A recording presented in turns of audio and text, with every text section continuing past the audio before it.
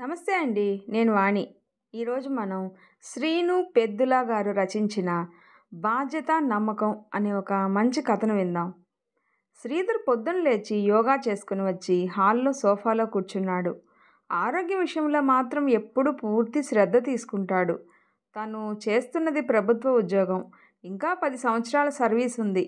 ఇంతలో వేడివేడి కాఫీ కప్పుతో ప్రత్యక్షమైంది భార్య హేమ. ఇద్దరిది 30 సంవత్సరాల అనుబంధం. అమ్మాయి సౌందర్య పెళ్లి విషయం ఏమైనా ఆలోచిస్తున్నారా? అంది హేమ. తను కూడా కాఫీ తాగుతూ. సోఫాలో కూర్చుంటూ, చిన్నపిల్ల, ఇప్పుడే పెళ్ళేమిటి? వేడివేడి కాఫీ ఆస్వాదిస్తూ అన్నాడు శ్రీధర్. దానికి 18 ఏళ్ళు నిండాయి తెలుసా? అయితే రాత్రి పగలు ఎంతో కష్టపడి చదివి మొన్ననేగా నీట్ పరీక్ష రాసింది. తప్పకుండా ఎంబీబీఎస్ సీటు కొడుతుందని నాకు పూర్తి నమ్మకం. ముందు నీట్ రిజల్ట్ రాని. ఒకవేళ నీటిలో ర్యాంకు రాకపోయినా ఏదో ఒక డిగ్రీ అయితే చేయాలి కదా అన్నాడు. 2 కొడుకులు పుట్టిన తర్వాత అమ్మాయి కావాలని ఎంతమంది దేవుళ్లకు మొక్కుకున్నాం, ఎంతమంది డాక్టర్లను కలిసాం. అబ్బాయిలు పుట్టిన 6 సంవత్సరాల తర్వాత పుట్టిన బిడ్డ అని ఎంతో గారాబం చేసి పెంచారు. పెళ్లి విషయంలో మాత్రం మీ గుడ్డి ప్రేమ చూపించకండి. గుడ్డి ప్రేమ ఏంటి? అమ్మాయిలను ఇది చేయొద్దు అది చేయొద్దు అని కట్టుబాట్లు పెట్టి వారి ఎదుగుదలకు అడ్డు నిలిచే తండ్రినైతే కాను నేను. ఓకే, చాలండి సంబడం. మన అబ్బాయిల్ని చూడండి. చదువు పూర్తి కాగానే ఉద్యోగం సంపాదించారు. సరైన వయసులో పెళ్లి చేసుకున్నారు. ఇప్పుడు చిన్నోడు నాగపూర్లో, పెద్దోడు అమెరికాలో స్థిరపడి పిల్ల పాపలతో చల్లగా ఉన్నారు. దీన్ని కూడా ఒక అయ్య చేతిలో పెడితే మన బాధ్యత తీరిపోతుంది. ఏమైనా అర్థం అవుతుందా తమరికి? అంటూ శ్రీధర్ చేతిలో ఖాళీ అయిన కాఫీ కప్పు తీసుకొని వంటగది వైపు నడిచింది.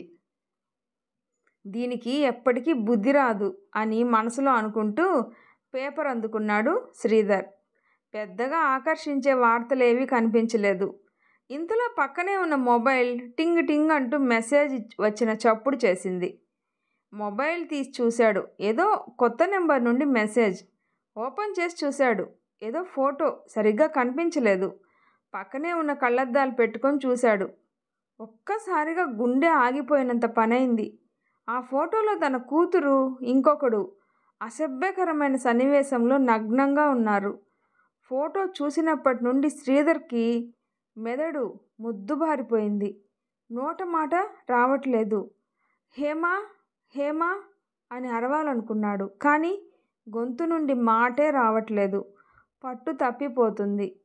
విపరీతమైన చెమటలు. ఏం చేయలేక అట్లాగే సోఫాలో పక్కకి ఒరిగిపోయాడు. ఇంతలో హేమ భర్తతో మరోసారి మాట్లాడి ఎట్లాగైనా అమ్మాయి పెళ్ళికి ఒప్పించాలి అని హాల్లోకి వచ్చింది. భర్త పరిస్థితి చూసి పరిగెత్తుకుంటూ వెళ్ళి పట్టుకుంది కింద పడిపోకుండా. ఏమైందండి ఏమైందండి అని అడుగుతూ ఉంది. కన్నీళ్లు ఆగట్లేదు. సమయానికి ఇంట్లో ఎవ్వరూ లేరు. ఇంతలో భర్త నీళ్లు అన్నట్టు సైగ చేసేసరికి టీపై మీద బాటిల్లో ఉన్న నీళ్లు గ్లాసులో పోసి మెల్లమెల్లగా తాగించింది. 2-3 గుటకలు నీళ్లు తాగిన శ్రీధర్ మెల్లగా కోలుకున్నాడు. లేచి సోఫాలో కూర్చున్నాడు. హేమకు కొంచెం ధైర్యం వచ్చింది. ఏమైందండి? ఇప్పుడు ఎలా ఉంది? లేవండి, డాక్టర్ దగ్గరికి వెళ్దాం అంది. శ్రీధర్ వద్దు అన్నట్లు చేత్తో సైగ చేసి సీలింగ్ వైపే చూస్తున్నాడు. అసలు ఏమైంది మీకు? ఇప్పటి వరకు బాగానే ఉన్నారుగా. పదండి, డాక్టర్ దగ్గరికి వెళ్దాం అంది మళ్ళీ. శ్రీధర్ తన మొబైల్ తీసి హేమకు ఆ ఫోటో చూపించాడు. ఫోటో చూసిన హేమ కళ్ళు పెద్దవి చేసి అలాగే చూస్తూ ఉండిపోయింది. మెల్లగా తేరుకొని, ఎవడో పనికి మాలిన వెధవ మన అమ్మాయి గురించి పనికి మాలిన ఫోటో పెడితే మీరది నిజమో కాదో కనుక్కోకుండా ఇంతలా బాధపడతారా అంటూ భర్తకు ధైర్యం చెప్పడానికి ప్రయత్నం చేస్తూ ఏ నెంబర్ నుండి అయితే ఆ ఫోటో వచ్చిందో ఆ నెంబర్కి ఫోన్ కలిపి స్పీకర్లో పెట్టింది. చాలాసేపు మోగిన తర్వాత ఎవరో ఎత్తారు. హలో అంది హేమ. హలో మగ గొంతు. చెప్పండి, ఎవరు మీరు? నేనెవరైతే మీకెందుకు? మా మొబైల్కి ఒక ఫోటో వచ్చింది. అది పెట్టింది నువ్వేనా? ఎవడ్రా నువ్వు? నీకెంత ధైర్యం అని కోపంగా అడిగింది. అవును నేనే. నేను మీ అమ్మాయి గత 2 సంవత్సరాలుగా ప్రేమించుకుంటున్నాం. పెళ్లి చేసుకుందాం అంటే ఒప్పుకోవట్లేదు. కానీ మా మధ్య అన్నీ జరిగిపోయాయి. ఎందుకు పెళ్ళికి ఒప్పుకోవట్లేదో నాకు అర్థం కావట్లేదు. మీరైనా ఒప్పిస్తారని ఆ ఫోటో పంపించా. ఓకేనా? మీ కూతుర్ని ఒప్పించండి. లేదంటే తెలుసుగా, ఈ ఫోటోలన్నీ నెట్లో పెడతా. అప్పుడు మీ అమ్మాయి బతుకు ఏమవుతుందో ఒక్కసారి ఆలోచించండి అత్తయ్య గారు. ఎవర్రా నీకు అత్తయ్య? అసలు మా అమ్మాయి నీతో ఇంత చనువుగా ఉందని ఈ ఫోటోలు నిజమని రుజువేంటి? కొంచెం గట్టిగానే అడిగింది. మీకు రుజువు కావాలంటే ఇదే మొబైల్కి రోజుకో ఫోటో పంపిస్తా. ఆ ఫోటోలే మీకు రుజువులు. అంతెందుకు, మీ కూతుర్నే అడుగు, అన్ని వివరంగా చెప్తుంది అని ఫోన్ పెట్టేశాడు. మళ్ళీ మళ్ళీ ఆ నెంబర్కి ఫోన్ చేసింది. కానీ స్విచ్ ఆఫ్ అని వస్తుంది. అన్నీ వింటున్న శ్రీధర్ బాధగా హేమ వైపు చూస్తున్నాడు. భార్యాభర్తలిద్దరూ చేతులు తల మీద పెట్టుకుని దిగాలుగా కూర్చున్నారు. ఏం చేయాలో అర్థం కావట్లేదు. పొద్దున జాగింగ్ అని వెళ్ళిన కూతురు ఇంకా ఇంటికి తిరిగి రాలేదు. శ్రీధర్ ఫోన్ తీసి కూతురికి కాల్ చేశాడు. రింగ్ అవుతుంది కానీ ఫోన్ తీయట్లేదు. మళ్ళీ మళ్ళీ చేశాడు. ఎంతకీ కూతురు ఫోన్ తీయట్లేదు. శ్రీధర్కి కూతురు మీద కోపం ఎక్కువైపోతుంది. కూతుర్ని చిన్నప్పటి నుండి ఇంటి మహాలక్ష్మిలా చూసుకున్నాడు. ఏది అడిగినా కాదు అనలేదు. తనని పెద్ద చదువులు చదివించాలి అనుకున్నాడు. అదృష్టం కొద్దీ తను కూడా బాగా చదువుతుంది. అన్నిట్లో ఫస్టే. మొన్ననే నీట్ పరీక్ష రాసింది. రిజల్ట్ కోసం చూస్తున్నారు. ఇంతలో ఈ దౌర్భాగ్యపు వార్త. శ్రీధర్ తట్టుకోలేకపోతున్నాడు. తన నా నమ్మకాన్ని వమ్ము చేసిందే. అంతగా పెళ్లి చేసుకోవాలనే కోరుకుంటే ఒక్క మాట తనతో చెప్తే ఓ మంచి కుటుంబం నుండి అబ్బాయిని చూసి అంగరంగ వైభవంగా పెళ్లి చేసేసేవాడు కదా. ఈ పిచ్చి తిరుగుళ్ళెందుకు? మనసు పరిపరి విధాలా ఆలోచిస్తుంది. ఇంతలో జాగింగ్కి వెళ్ళిన కూతురు సౌందర్య ఇంట్లోకి అడుగుపెట్టింది. తనని చూడగానే శ్రీధర్కి హేమకి ఎక్కడలేని కోపం వచ్చింది. అయినా ఇద్దరు కోపాన్ని అణుచుకున్నారు. ఏమీ మాట్లాడకుండా సౌందర్య వైపే చూస్తూ ఉండిపోయారు. సౌందర్యకు తల్లిదండ్రుల ప్రవర్తన కొంచెం వింతగా అనిపించింది. ఏమైంది అట్లా ఉన్నారు అని మెల్లగా అడిగింది. నేను ఫోన్ చేస్తే ఎందుకు తీయలేదు అడిగాడు శ్రీధర్. నీ ఫోన్ వచ్చినప్పుడు నేను లిఫ్ట్లో ఉన్నాను, అందుకే తీయలేదు అని చెప్పింది. హేమ ఏదో అడగబోతుండగా శ్రీధర్ తనని ఒక చేత్తో ఆపి కూతుర్ని కూర్చోమని చెప్పి తన మొబైల్లోని ఫోటో చూపించాడు. ఫోటో చూసిన సౌందర్య ఒక్క క్షణం నిర్ఘాంతపోయింది. తేరుకొని మెల్లగా తల్లిదండ్రుల వైపు చూసింది. శ్రీధర్ హేమ ఇద్దరూ తన వైపు ఏదో అనుమానంతో చూస్తున్నారు. అమ్మా నాన్నలు తనని అనుమానిస్తున్నారా? ఆ ఫోటో నిజమని అనుకుంటున్నారా అనే ఆలోచనే తనను కలిచివేస్తుంది. మెల్లగా తలెత్తి ఇది ఇది నిజమని మీరు నమ్ముతున్నారా అంది సౌందర్య. కళ్ళ ముందు రుజువు కనపడుతుంటే ఎలా నమ్మకుండా ఉండాలి అన్నాడు శ్రీధర్. నీకు అంతగా పెళ్లి చేసుకోవాలనే ఉంటే ఒక్క మాట మాతో చెప్పొచ్చుగా, మేమే దగ్గరుండి పెళ్లి చేసేవాళ్ళం అంది తల్లి కూతుర్ని ఈసడింపుగా చూస్తూ. నాకు ఒక్క అవకాశం ఇవ్వండి జరిగింది చెప్పడానికి. అసలు ఏం జరిగిందో కూడా తెలుసుకోకుండా మీరు నన్ను అనుమానిస్తున్నారంటే నాకు ఇన్ని రోజులుగా మీ మీద ఉన్న గౌరవమే పోతుంది. ఏమని చెప్తావు? ఇది అబద్ధం, అసలు జరిగింది వేరే అని ఓ కట్టుకథ చెప్తావు. అంతకంటే ఇంకేముంటుంది నీ దగ్గర సమాధానం? గట్టిగా అరుస్తూ చెయ్యెత్తి కూతురి మీదకి వెళ్ళాడు శ్రీధర్. హేమ భర్తను వారించింది. ఈ హఠాత్ పరిణామానికి భయపడిన సౌందర్య పరుగున తన గదిలోకి వెళ్ళిపోయింది. హేమ శ్రీధర్ నిస్సత్తుగా సోఫాలో కూర్చుండిపోయారు. 2 రోజులు గడిచాయి. ఆ రోజు తర్వాత ఇంకా కొన్ని రోజులు ఆ ఫోటోల పరంపర కొనసాగింది. రోజుకో ఫోటో. ఇంట్లో యుద్ధ వాతావరణం.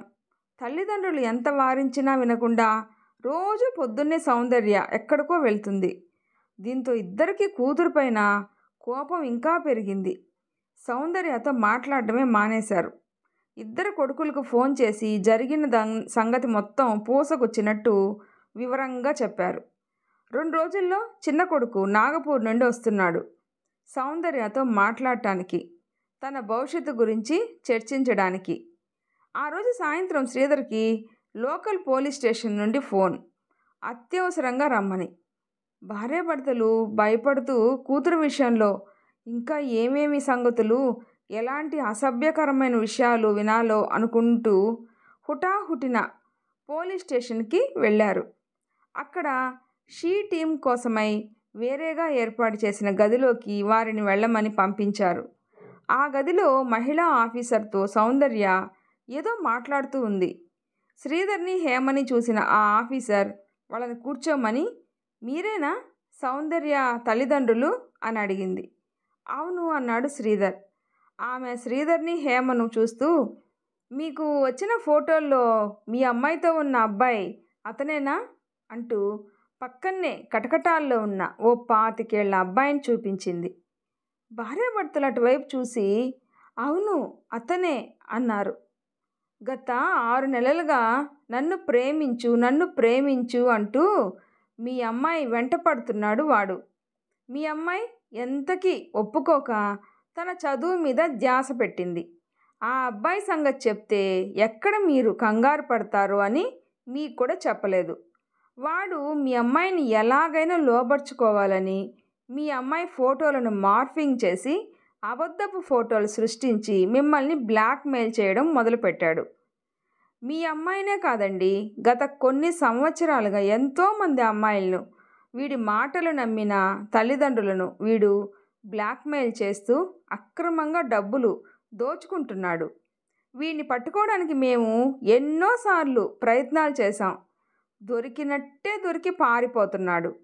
వీడి గురించి చెప్తే ఎక్కడ తమ పేరు బయటకొస్తుందోనని వీడి దాష్టికానికి బలైన అమ్మాయిలు కానీ వారి తల్లిదండ్రులు కానీ మాకు కంప్లైంటే చేయట్లేదు. దాంతో వీడిని పట్టుకోవడం మాకు కష్టమైంది. వీడి ఆగడాలు ఎక్కువైపోయాయి. ఇన్నాళ్లకు మీ కూతురు ధైర్యం చేయడంతో వీడి ఆటలు అరికట్టగలిగాం. వీడు మాకు చిక్కాడు. మీరు మీ కన్నబిడ్డని నమ్మకుండా వాడి ఉచ్చులో పడి ఆమెను అవమానించారు. మీ అమ్మాయి మా దగ్గరికి వచ్చింది కాబట్టి వాడిని మేము తొందరగా అరెస్టు చేయగలిగాం. వాడి వేధింపులతో పాటు మీ అనుమానాలను భరించలేక మీ అమ్మాయి ఏదైనా అఘాయిత్యం చేసుకుని ఉంటే దానికి ఎవరు బాధ్యులు? మీ అమ్మాయి మీద మీకే నమ్మకం లేకపోతే ఇంకెవరు తనని నమ్ముతారు? కష్టమైనా నష్టమైనా మీ అమ్మాయి ఇంకెవరితో చెప్పుకుంటుంది? పిల్లలకు అన్నీ ఇచ్చాము, గారాబంగా చూసుకుంటున్నాము అనగానే మన బాధ్యత తీరిపోదు.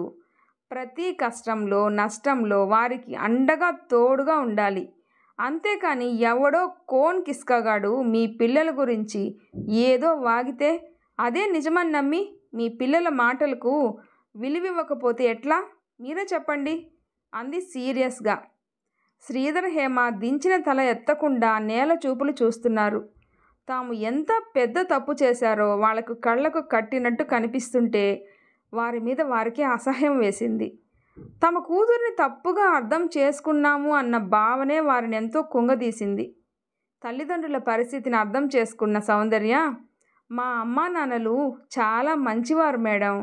చిన్నప్పటి నుంచి అన్ని విషయాల్లో అన్నయ్యలను నన్ను ఒకేలా చూశారు. ఆడపిల్లనని ఏనాడు నన్ను చిన్న చూపే చూడలేదు. అర్థం లేని ఆంక్షలు పెట్టలేదు. పూర్తి స్వేచ్ఛనిచ్చారు. నేనెక్కడ చెడుదారిలో నడుస్తానో అన్న భయంతోనే ఈ విషయంలో వాళ్ళు అలా ప్రవర్తించారు. నా మంచి కోసమే ఆలోచిస్తూ ఒత్తిడికి గురయ్యారు. అంతకు మించి ఇందులో వారి తప్పేం లేదు అంటూ శ్రీధర్ వైపు తిరిగి, నాన్న, నేను మీ పెంపకంలో పెరిగిన బిడ్డను. మంచి చెడు తెలుసుకునే విజ్ఞత, సమర్థత మీరిద్దరూ చిన్నప్పటి నుండి నాకు అలవర్చారు. మీ కూతురు ఎప్పుడూ తప్పు చేయదు. కానీ ఒక్కటి మాత్రం నిజం, తెలిసో తెలియకో పిల్లలు ఏదైనా సమస్యలో చిక్కుకుంటే అమ్మా నాన్నలు వారిని వేలెత్తి చూపడం, వెలివేయడం కాకుండా అర్థం చేసుకుని అండగా నిలవాలి. అప్పుడే వారు కూడా ధైర్యంగా ఈ సమాజాన్ని, జీవితంలో వచ్చే ఒడిదుడుకులను ఎదుర్కోగలుగుతారు అంటూ, ఇక ఇంటికి వెళ్దామా అని అడిగింది. ఆ మాటలు విన్నాక ప్రస్తుత యువతను తాము ఎంత చులకనగా, ఎంత బాధ్యత లేనిదిగా చూస్తున్నారో వారికి అర్థమైంది. ప్రేమగా కూతురి భుజం మీద చేయి వేసి, ముందుకు నడిచారు. ఈ స్టోరీ మీకు నచ్చినట్లయితే ప్లీజ్ లైక్ చేసి షేర్ చేయండి, సబ్స్క్రైబ్ చేసుకోండి. స్టోరీ ఎలా ఉందో తప్పకుండా కామెంట్ చేయండి. Thanks for listening.